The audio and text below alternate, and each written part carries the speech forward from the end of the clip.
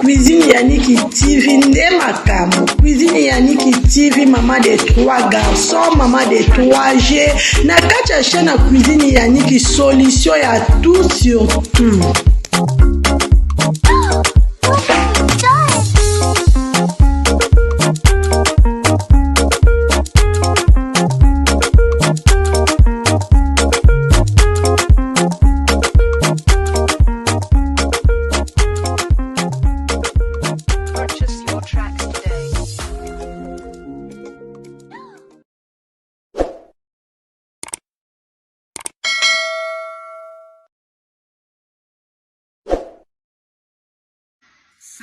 Salut tout le monde. En fait, nous sommes solo ya Rita Kimanga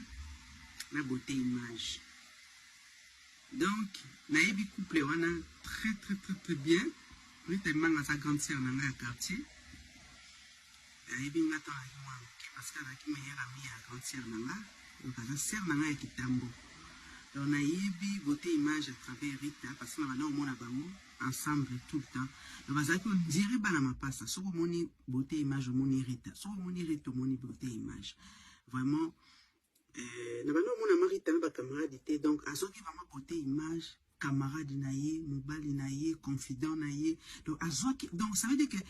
ami pesa qui vraiment la relation wana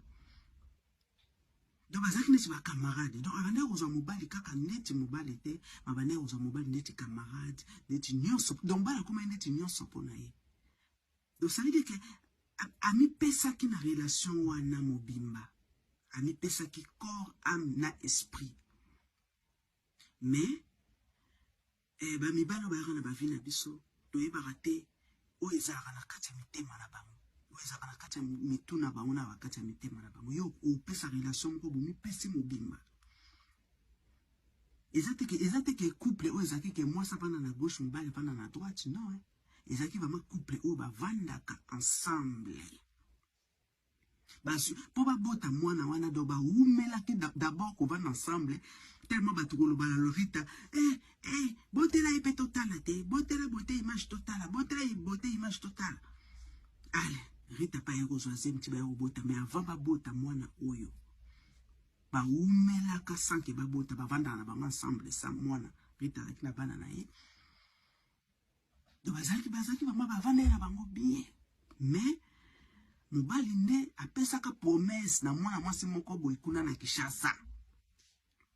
yo vanda na mobali mi pesi corps âme esprit mais mobali déjà zaki na ba boule na ye déjà que donc mwasi moko azelaka ye siko Rita nde zaki ki diba Rita zaki obika biso basi soko lingi ba mobali biso basi neto mi pesa ka ba na relation soko lingi mobali na yo vraiment o mi pesa na relation. Mais tant que mobile a moni que c'est quoi vraiment ma solo na ngai vandi donc pas beauté image Rita zakika neti pas ezaki neti ka ke ouverture makambo na yemo boye na vie mais Rita nda zakiki di ba Rita ni pesa ki na bolinga so ali ba zanga mobile na ba ça pour ba déjà on ça tout ensemble ils travaillent ensemble donc vraiment moi c'est vraiment mi pesa ki na relation où il y a un temps où vous kota na nini na compte ya Rita botikele ba message ya mabete botikele ba message ya mabete pour chola ye pour kila ki ba mbwakela non so bokoti na ba mini na ye na ba vidéo na ye botela ye toujours ba message moko ya kitoko pour ko réconforter mon thème na ye parce que vraiment eza douleur moko so leki na nzela déception te moi ye ba passe ya Rita te ba sacrifice à sali pour na beauté image vous comprenez olingi mobala zaka na mukanda te ti mobala zu mukanda ozaka na mobali na pasi na bisengo vandi na mobali kaka na mo dispute mukeka kuswali na mobali oyoki ke mobala keke chasse oyoki ke mobala ke bala est-ce que vous pesez vraiment douleur oyo Rita zana mo sono le kana za déception to mo oyo ba pasi o Rita zana mote humiliation publique tala eza ba humiliation mususu bino basala bino ba humiliation biso to yeba ba humiliation basala bino te humiliation en public mokili mobimba bazomona ke mobali na bali mwasi na kishasa mobali na ye abotisi mwasi kuna humiliation en public eza douleur moko kosakana te ça veut dire que mobali eza nti ke mobali humilié en public mobali oyo bande kobetela tolo mobali oyo emsobe bana na bafamille na yo mpona mobali wana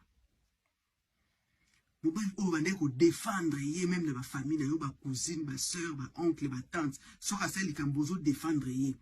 sikoyo ekomi na point ke mobali vraiment bimisi bozoba na miso ya bato boye moya kodefendre ye eza te soni wana elata soni est-ce bozoyeba ke soni oyo rita alati soni oyo rita aza nango oyo alati neti lamba moko ya soni manto moko ya soni po ye moso abetelaka mobali tolo mais mobali ndeti donc libala wana eza neti ke oemilie mwasi oyo abombaki yo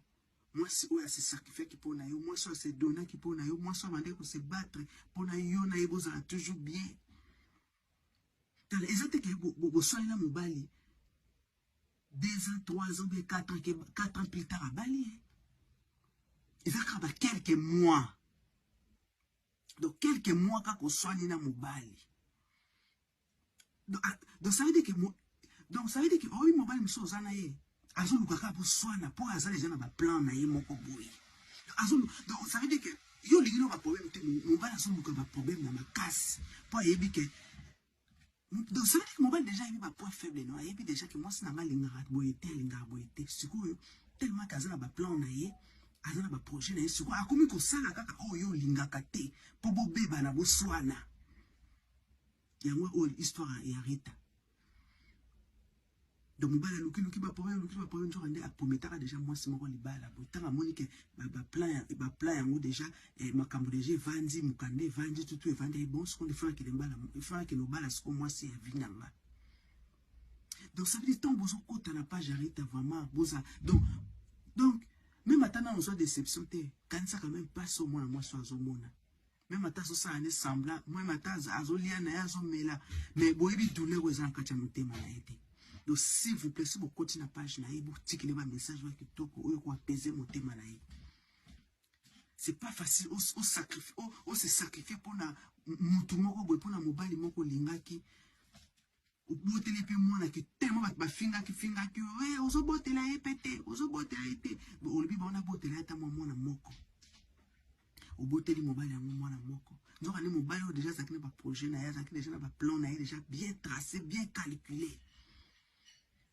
asaleli baposa na ye ozomona donc ça veut dire mpo na nga Rita aza vraiment victime parce que ayebaki basentiment ya mobali te ayebaki baposa ya mobali te mobali deja azalaki deja na baprojet na ye azalaki deja na bolingo ne moko quelque part ebandeki kozela ye quelque part mais mobali azwaki Rita ndeti escalier ozo comprendre donc pas Rita abimisi Rita escalier na ye ya komata amati akeoluka masolo na ye mpo na nga vraiment eloko bote image asali vraiment aza mutu asexcuse asenga vraiment Rita pardon en public parce que motema ya Rita ezolela malgré azosala ne semblant wana mwasi soki azolela babien oyo asala yo ekoganga soki kaka motema Rita ezolela na nzemi te ke libala ya yo bote image na nzemi te libala no wana ekovanda na nzemi te parce que eza douleur moko boye moto azolinga kobimisa yango te na miso ya bato me evandi kati na ye motema ya moto ezolela donc ça veut dire que mobali moko aluki ona baproblème kaka boswana mpo déjà